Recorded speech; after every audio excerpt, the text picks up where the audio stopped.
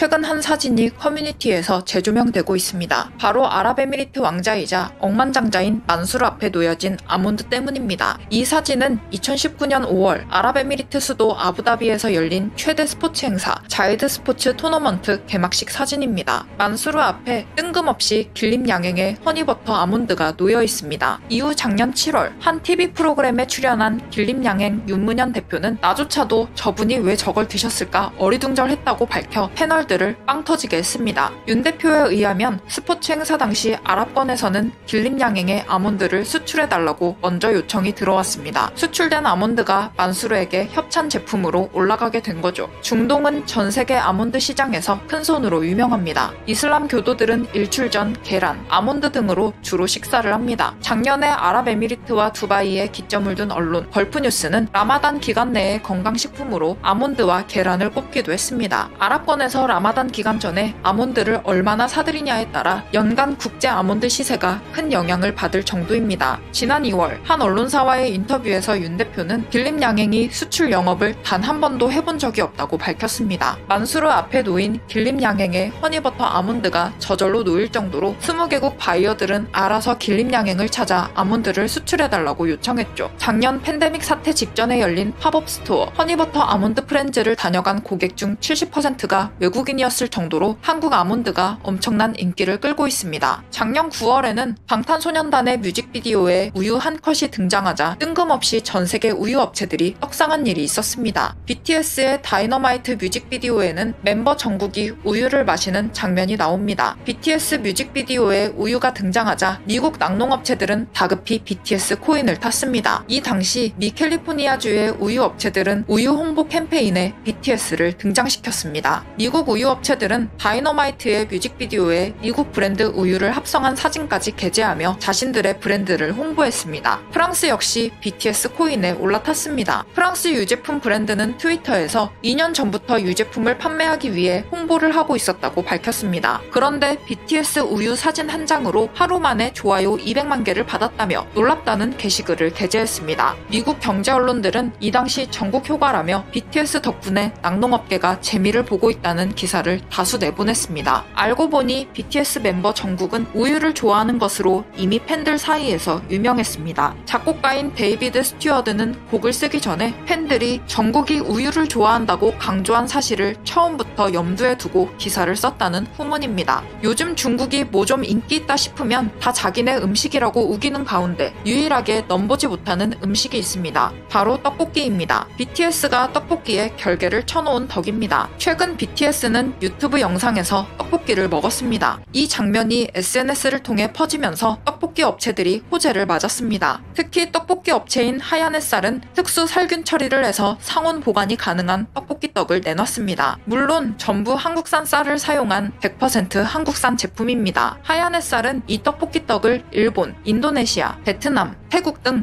전 세계로 바쁘게 수출하고 있습니다. 양념장까지 판매하는데 특히 동남아에 수출하는 양념장은 더 맵게 만들었습니다. 그런데 특이한 점이 있습니다. 바이어들이 영어보다는 한글로 떡볶이라고 표기해달라고 요청해오고 있다는 겁니다. 바이어들은 한글이 쓰여진 상품이 더 잘 팔린다면서 오히려 한글을 드러내놓기를 원합니다. 마치 국산 정수기 업체 원봉과 비슷합니다. 원봉이 2015년 중동에 정수기를 수출했을 당시 중동 바이어들은 원봉의 메이드 인 코리아와 태극기 문양을 제품 전면에 부착해달라고 요청했습니다. 요즘은 러시아, 이집트, 베트남, 말레이시아 등 여러 국가의 수입 업체들까지 한국이라는 글자도 한글로 박아 넣어달라고 원봉에 요청합니다. 원봉 관계자는 언론사와의 인터뷰에서 현지 고객사 중에서 제품을 수입한 뒤 현지에서 태극기 도안을 제작해 부착하는 곳도 있다고 밝혔습니다. 수입 업체들이 굳이 한글 표기를 고집하는 걸 보면 이미 전 세계에서 떡볶이는 한국 음식이라는 인식이 자리 잡은 것처럼 보입니다. 최근에는 나사가 뜻밖의 한국 음식을 홍보해줬습니다. 4월 23일 미 항공우주국 나사는 홈페이지를 통해 전남 완도군의 해조류 양식장 인공위성 사진을 소개했습니다. 이 사진은 지난 2월 랜싯8 인공위성이 남해안을 촬영한 모습입니다. 완도를 중심으로 해조류 양식장이 점선처럼 모여있는 모습입니다. 나사는 이 사진을 게재하면서 기온이 따뜻하고 조수가 강하지 않은 완도 지역의 얕은 바다는 다시마, 김, 미역을 기르기에 이상적인 환경을 갖추고 있다며 한국에서 해조류를 양식한다고 설명했습니다. 그러면서 한국인은 전통적으로 해조류 해조류를 즐기는데 특히 산모는 출산 후 빠른 회복을 위해 한 달 동안 매일 미역국을 먹는다고 밝혔습니다. 생일 음식으로도 미역국을 먹는 게 한국 전통이라고 소개했죠. 나사는 중국과 일본이 경악할 만한 멘트도 날렸습니다. 한국은 초밥에 사용하는 붉은 김의 수출량이 세계 1위에 달한다며 해조류 양식이 환경 친화적이라고 강조한 겁니다. 그동안 일본에서는 김은 자기네가 원조라고 주장해왔습니다. 작년에 해양수산부는 김맥 프로젝트를 밀어붙였습니다. 김을 공격적으로 수출하기 위해 맥주 안주로 김이 잘 어울린다고 홍보한 겁니다. 그런데 일본 커뮤니티에서는 하지만 한국을 여행할 때 김을 제일 많이 사가는 나라는 일본이다. 한국인이 김을 먹을 수 있게 된 이유는 일제강점기 당시 일본이 김으로 주먹밥을 만드는 법을 전수해줬기 때문이다. 라는 주장이 많았습니다. 하지만 삼국유사에도 우리 조상들이 김을 먹었다고 적혀져 있는 게 팩트입니다. 다른 일본인들은 한국산은 믿을 수가 없으니 먹지 말자고 주장했습니다. 심지어 일본에는 김은 일본인만 소화할 수 있다는 이상한 루머까지 자리 잡았습니다. 일본인만이 김을 먹을 수 있다는 거죠. 그럼 한국이 지금까지 해외에 수출한 그 많은 김은 다 어떻게 된 걸까요? 참고로 국제식품규격위원회는 한국산 김을 아시아 표준으로 채택했습니다. 세계 최초로 해조류의 국제 규격을 매긴 거죠. UN 식량농업기구에 따르면 2018년 기준으로 한국은 연간 171만 500톤의 해조류를 생산, 중국 1850만 톤과 인도네시아 932만 300톤에 이어 해조류 생산량 세계 3위를 차지했습니다. 북한도 55만 3천 톤으로 필리핀 147만 8,300톤에 이어 5위를 기록했죠. 일본은 섬나라라 1인당 해산물 소비량이 자국이 가장 많을 거라는 고정관념이 있습니다. 하지만 유럽위원회 공동연구센터에 따르면 세계에서 1인당 해산물 소비량이 가장 많은 나라는 한국입니다. BTS가 다행히 떡볶이에 결계를 쳐줬지만 확인 사살로 김까지 먹어줬으면 좋겠습니다.